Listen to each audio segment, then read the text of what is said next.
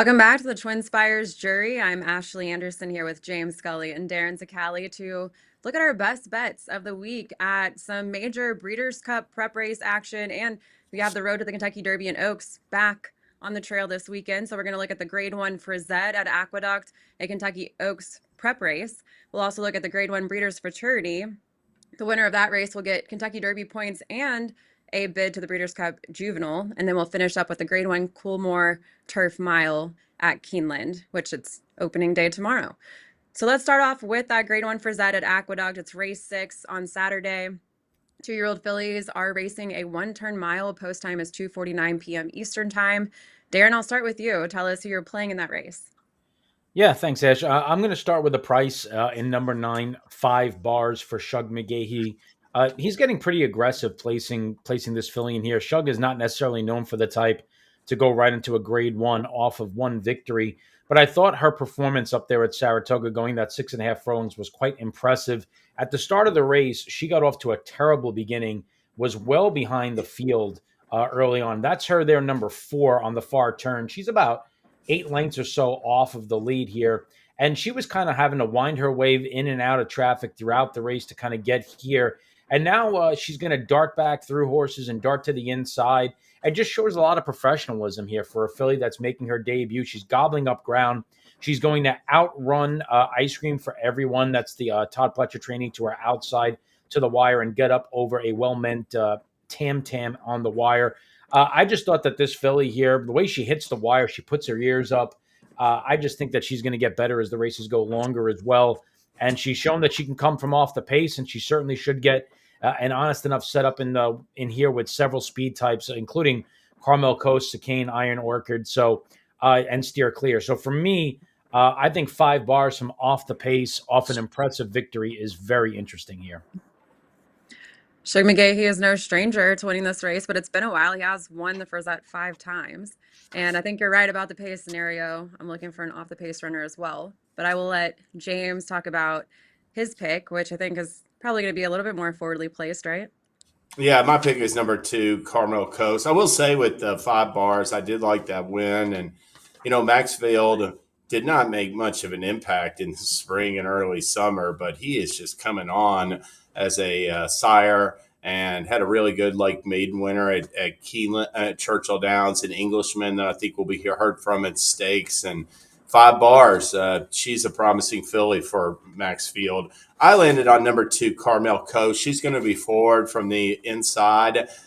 She exits a debut win. First off, she's a daughter of Omaha Beach, out of an Arch mare, and she debuted on August 10th. Got bet down a little bit, 5-1 in a 7-horse field, but just smoked them from the start. I showed much more speed than I anticipated her showing from the break. Got out there, and I just thought this was a real eye-catching performance. And I thought the thing that really flatters Carmel Coast is that she just so easily handled this lovely Christina who runs second here. And she made a move off the turn. Lovely Christina looked like she could shorten the gap, and all Carmel Coast had, but Carmel Coast had another gear in reserve, so she's drawing off late from this rival. That rival came back on the final Saturday of the Saratoga meet in a 12-horse maiden special weight, and I thought won really sharply.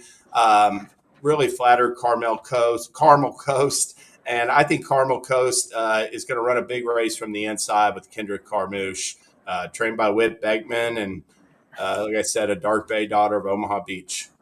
James mentioned the pedigree. Just got to give a tip of the cap to Carmel Beauty, the mare. She never won on the racetrack, but everything that she produces wins. She's a perfect producer, 5 for 5. And this filly Carmel Coast also has a sibling that's a stakes winner, so she'll look to be the second of those for her mare. So you have to respect the lineage there. And yeah, there's nothing to knock about her, and her debut was spectacular. Right. We watched obviously a very dominant performance. And I know we've talked about this in other shows in the past. I kind of reserve judgment when a horse runs off the page first time out. You just don't know what you're going to get second time out, but certainly could see Carmel Coast come back and win in her stakes debut. But My concern is the other horses that are going to want to go to the front. There's quite a few in this field. You got two on the outside. You've got the favorite, I believe the favorite, right? I don't know what the actual Yeah, post time or the Iron morning line. Orchid is the slight favorite. Yeah. Yeah, definitely going to go to the front. So I wanted to go off the pace as well, and I ended up going with Chopsticks at a price 8-1 for Brad Cox. And this is a horse that's unbeaten from 2 starts. And Chopsticks is, we're watching right now Ellis Park in the Debutante Stakes.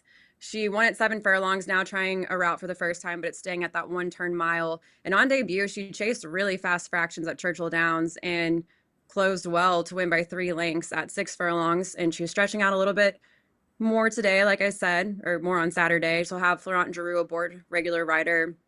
He always seems to do well with Brad Cox, winning at a 29% rate, paired up with Brad Cox over the last 2 months. And Chopsticks is coming off an 85 brisnet speed figure, a 117 class rating. And I'm going to play her since I'm getting a better price. And again, think it'll be a good pace scenario for her to come from potentially far back and close well. So yeah, I'll take that 8-1. Hopefully get something at post time around that. I thought she showed a lot of courage holding off King Solver last Mm-hmm. time out, and is a filly that is um, was in a key race first time out in her debut win at Churchill Downs. Both the runner up and third place finisher came back to win. So she's got that kind of profile we saw from Mahima last year. Brad Cox trained filly who won her first 2 starts and went on and was a grade 2 winner. And maybe Chopsticks can keep advancing as well. Yeah, she definitely showed some courage. My knock on her is on the far turn of that race. I would have bet any dollar amount on King Solver. She looked loaded, was looked like she was drawing the horses in front of her right, and went. It looked like got about 3/4 of a length clear. I just thought that King Solver hung like an absolute chandelier in that race. They did not come home all that quick whatsoever, and I thought that was kind of a little bit of a knock because I don't know how good that stretch run was. How much was it her digging in, being game, showing class, and how much was it King Solver really hanging? The good news is King Solver's running in the fourth race tomorrow at Keeneland, so maybe that'll give us a little bit of a better idea. Well, let's move over to Keeneland. We have the Grade 1 Breeders' Futurity for 2-year-olds going a mile and a 16th, and this is a 5:16 p.m. Eastern Time post time on Saturday in race 9. We've got a very heavy favorite that everyone's talking about, Ted Noffey. James, tell me why you think he's going to get the win. Well, I just I was willing to maybe take a case against him, but I did go back last night and watch that hopeful performance again, and it's just so captivating. I don't know what to say about it. There's just something about it, the way he's really. I mean, his debut win was nice and all. He basically got the upper hand in mid stretch and won going away by a length and a half, but I thought in the hopeful he took a huge step forward and just really we'll see it here. Looks like a colt to me that these Saturday stakes programs. I mean, don't get me wrong. Sometimes they got a potential to be pretty chalky, but some of these surrounding races are like the First Lady and the Coolmore Turf Mile and others are extremely competitive. I thought and might be ripe for some prices. So I'm not going to get much of a price from a straight perspective here on Ted Noffrey, but he could be a horse that I looked, that you could use in some multi races, singles, and get a decent payoff. I mean, the Brisnet speed figure really jumps out at you. 102. No one really compares to that speed figure last out. He is going to be very tough to beat, but Darin does have a price. So tell us about blackout time. Yeah, I'm taking a swing. I mean, Ted Noffey is like 70% likely probably to win this race, based on the figures. So, but I am taking a big swing. I don't know if this horse is really going to be 10-1 because there's a couple of very interesting angles in here that I think horse players are going to see. Number one, this horse is coming out of a race in his debut where he ran second behind Dazzle d'Oro.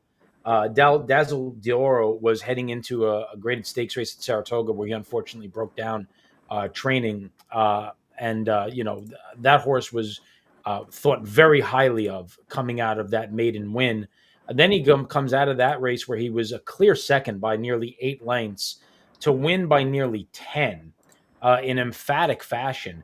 And you cannot come out of a more key race than what this was. As you're going to get a look at Blackout Time here, just kind of asserting himself and dominating this field. You're not going to have to look very far. He's going to be the one that's just going to draw clear from the field. But Blackout Time beat I Did by nearly 10. I Did came back to win a maiden special weight at Churchill. He beat Password by 13. Password went to the turf and won a maiden special weight at Kentucky Downs. And he beat Misinformation by 15, who won a $50,000 maiden claimer at Churchill Downs in his next start.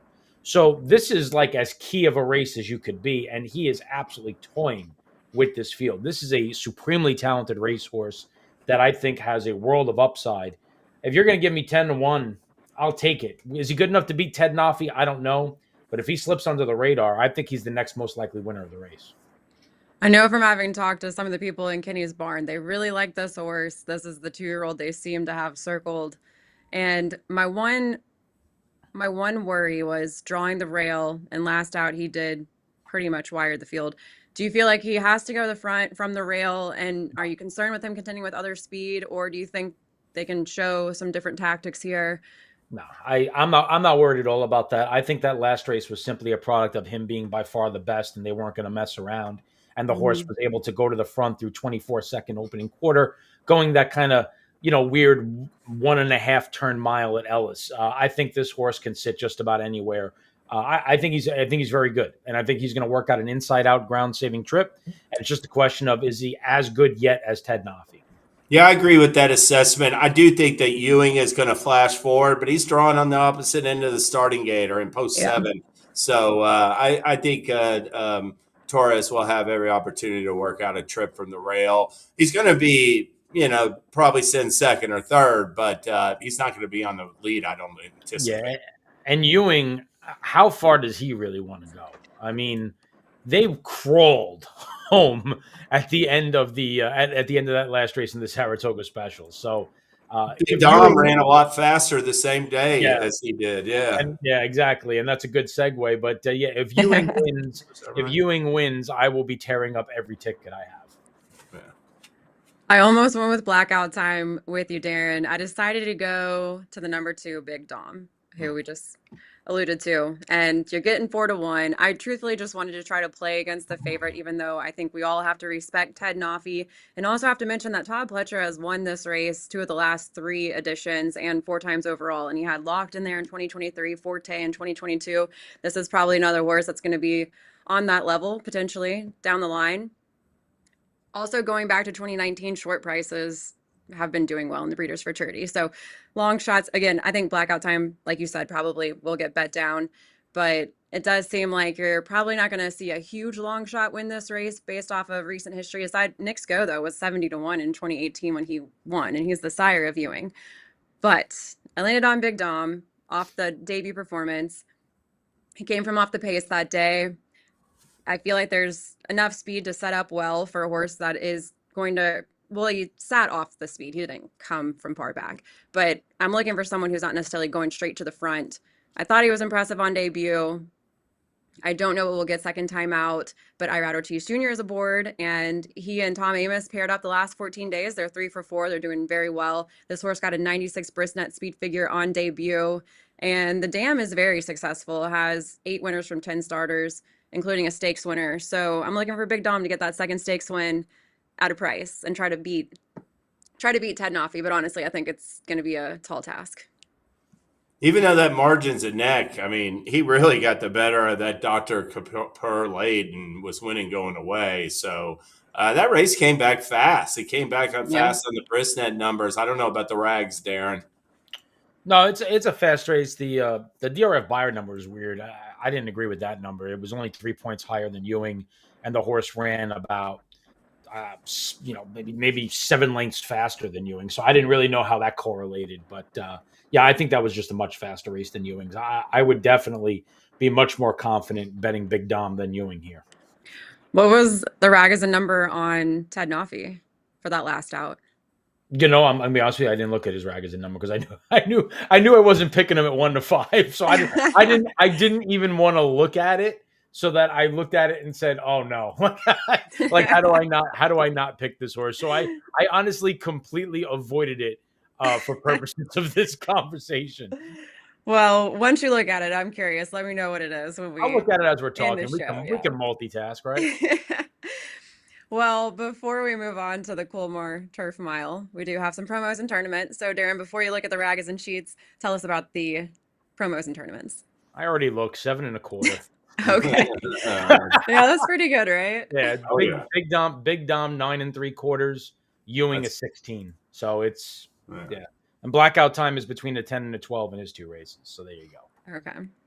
All right, yeah, promo time. So listen, we are very excited about what we have going on this month. A lot of great stuff in October. We've saved a lot of money to spend in October, so we're going to be throwing a lot of stuff at the players. But one of the things I'm really excited about is our BCBC offer, and you're not going to see this anywhere else. If you wager $3,000 in qualifying wagers, which is any bet other than a show bet, and it does include your tournament wagers, $3,000 between October 1st and October 26th. Then you go and you buy a BCBC seat with us. We're going to give you 5% back on your BCBC purchase, which is $500. Nobody else is doing that. So if you are going to purchase a BCBC seat and you are going to wager throughout the month of October, there's no reason not to take advantage of this offer and come play the BCBC with us, because you're not going to get it anywhere else. So we're really excited to give that out to tournament players, not just the TwinSpires, but all over the country, and very excited to see players jump on that offer. And then at Keeneland, we're going to have a bonus bet back offer all meet long. Check out the races that have been selected, up to $10. You're going to get a bonus bet back, which you can utilize on any race that you want. So just once you finish second or third, look for that bright yellow banner to pop up that alerts you that you have a bonus bet, and you can go in and make a wager with more confidence, knowing that you have a shot to get your $10 back. On the tournament front, Keeneland kicks off with, obviously some great tournaments, and that includes their Keeneland Fall Challenge, which takes place next Saturday. But we've got feeders, we've got qualifiers for that. We have a $100 Keeneland Challenge, a great cash contest coming up on Saturday for the great card, and we have a feeder for that event as well. So a lot of great stuff. Just go to the tournaments page, click on tournaments, check them out, and get yourself into the Keeneland Fall Challenge, which, by the way, does award BCBC seats, NAC seats. Wow, that's a tough one. NAC seats and KDBC seats. So a lot of great stuff going out from the Keeneland Fall Challenge, and we will be participating ADW with that great contest as well. Sounds good. You handled it well, Darin. A lot. That's a mouthful. A good segue back to Keeneland, because we have the Coolmore Turf Mile race 10 on Saturday. It's a mile on the turf, 5:48 p.m. Eastern time. Darin, I will start with you. Who was your play in this race?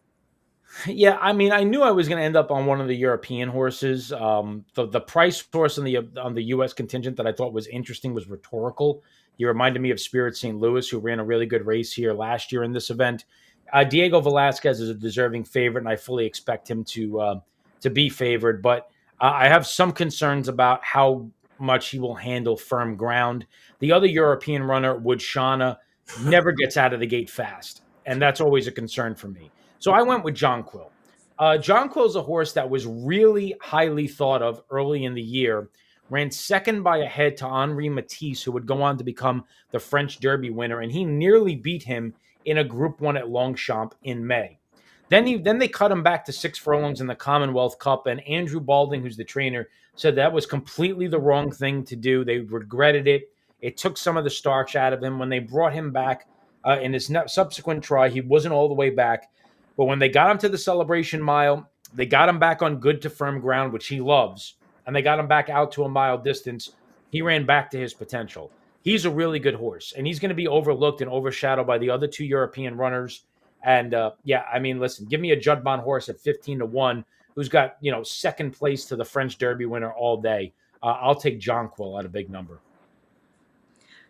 You mentioned Rhetorical. I actually almost went with that horse as well. Yeah. Moving up in class, obviously, but Will Walden, I feel like he's just really coming on as a trainer right now. I feel like he did well at Keeneland in the spring, and that horse is, 4 for 5 lifetime right now, but big class jump here, facing those European runners especially. So I thought Jonquil was interesting. I'm obviously on the favorite, but I'll let James talk about an American-based horse and why he likes Well, program trading. Yeah, I will say this about the Coolmore Turf Mile. I think the pace is going to be hot. I think that Donegal momentum is going to go from the inside and potentially Howard Wolowitz, and I see Epic Ride being fully committed to the lead. Yep. So I do think there's potential for a hot pace. And I took a long look at what Shauna, like Darin said, doesn't get out of the gate well, but he won a Group 1 at 7 furlongs, two back, and I don't think the mile will be too far. But I ultimately landed on number 8, Program Trading. Admittedly, I've been a fan of this horse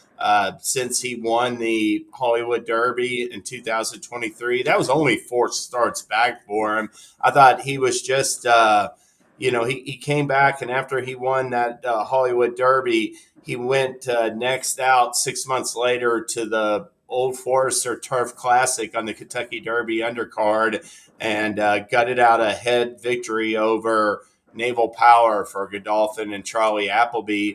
And I think it was fair to say, last year in the spring, I thought his best races were all in front of him. He was just getting going.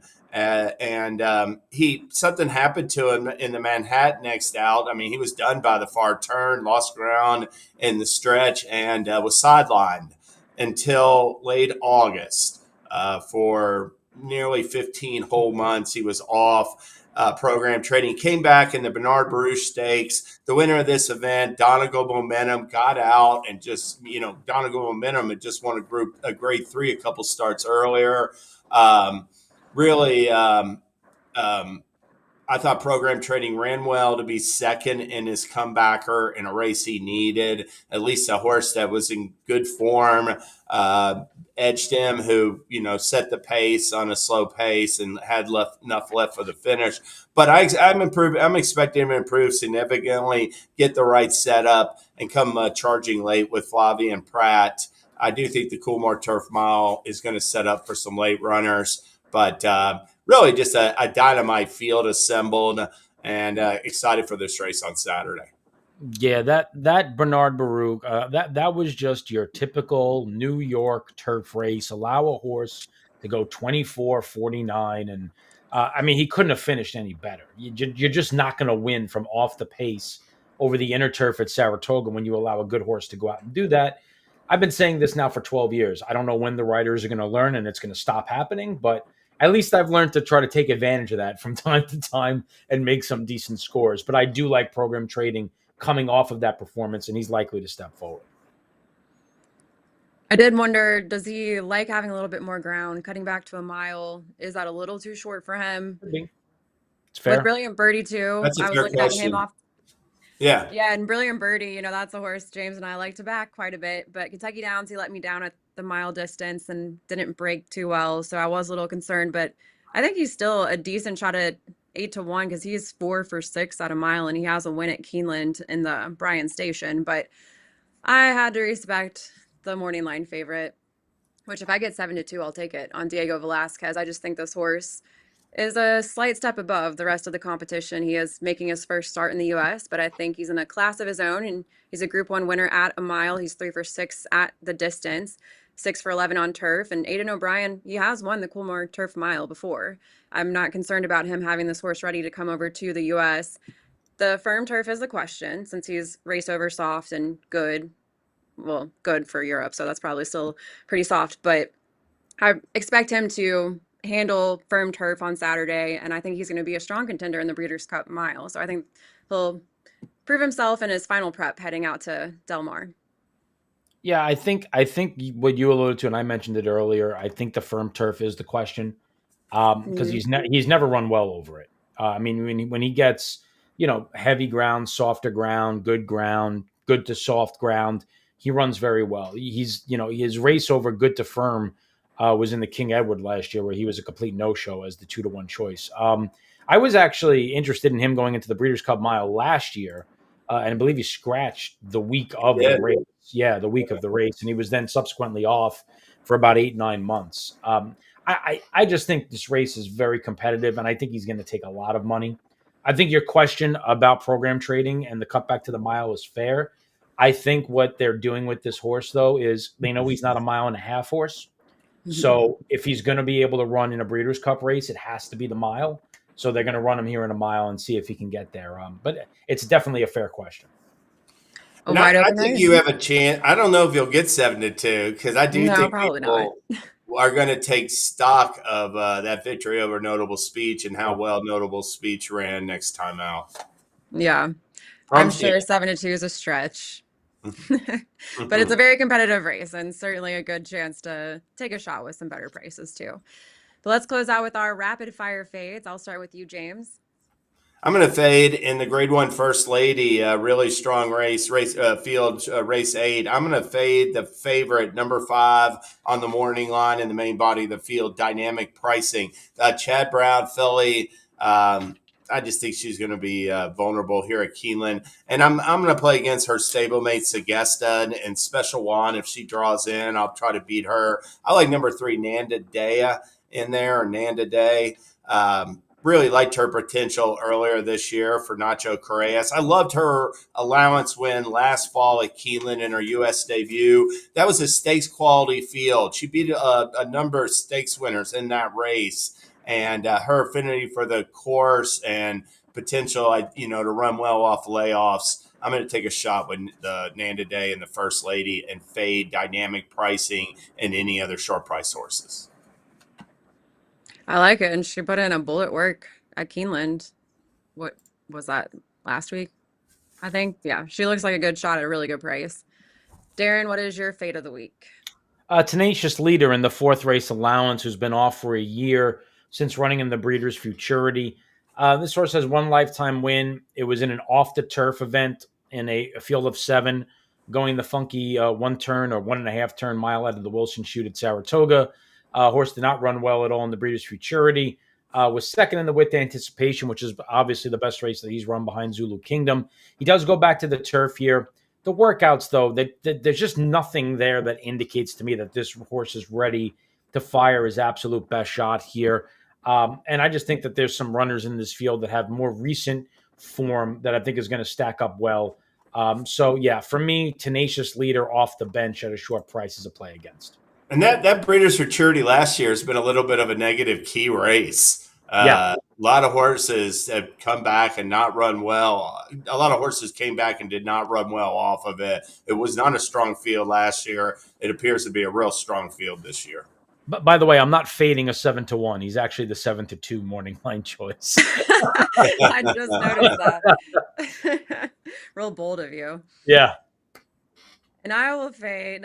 Let's see. I just lost my notes. Where'd they go? Number 7, Amber Cascade at 5-2 in the Grade 2 Rodeo Drive at Santa Anita on Saturday at 1.25 miles on the turf.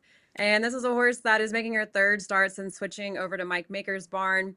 She has been beaten to second. Her last 2 starts was just ahead second at 1 mile at Kentucky Downs, and then second when closing fairly well with the 101% speed figure in the Flower Bowl. But she is a closer, and the concern is I don't know exactly who's going to get the lead. I think it's probably going to be the 4 in this race, and I think it's going to be a pretty modest pace. So I don't think she's going to have the tempo necessarily to run into to win this race. And at a short price, I would certainly play against her when I think there's better prices here that are going to probably be more forwardly placed, running at 1.25 miles. So I will play against Amber Cascade, even though Mike Maker does tend to claim these horses and turn them into graded stakes winners.